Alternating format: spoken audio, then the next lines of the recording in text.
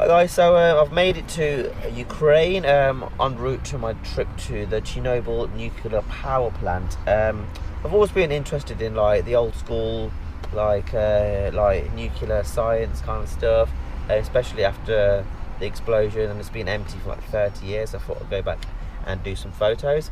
I'm just in the car at the moment. My taxi driver seems to have ran off somewhere. Oh, there he is at the back. He's wearing an Arsenal top, so he's an Arsenal fan. Yeah, just gonna wait till he comes, and then I'll start doing some vlogging once I get to Chernobyl. Peace out.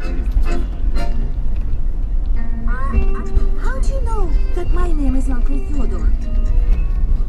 I know everything. So I've just entered the exclusion zone. We're almost near the main reactor. I just need to be careful. There is a stray dog walking around. Just make sure that I don't get bitten by it. So I'm gonna keep well away from that. So we're currently outside an abandoned community centre. There's a gas mask over there, and we've just found some bones of. Apparently, it was a moose. We're going to continue walking deeper into the forest, and hopefully there's no more stray dogs that are going to start to attack me.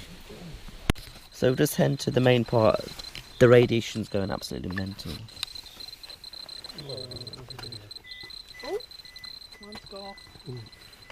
Get out. Beeps everywhere. Hi guys, so I can't believe I'm actually this close to, there it is itself, reactor number 4, Chernobyl, which is the home of the worst nuclear disaster in history.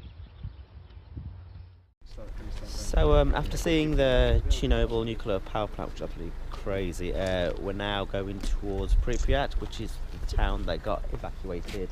We're just going to head off down there. Alarm was on concrete wall. It needs protection. Yes,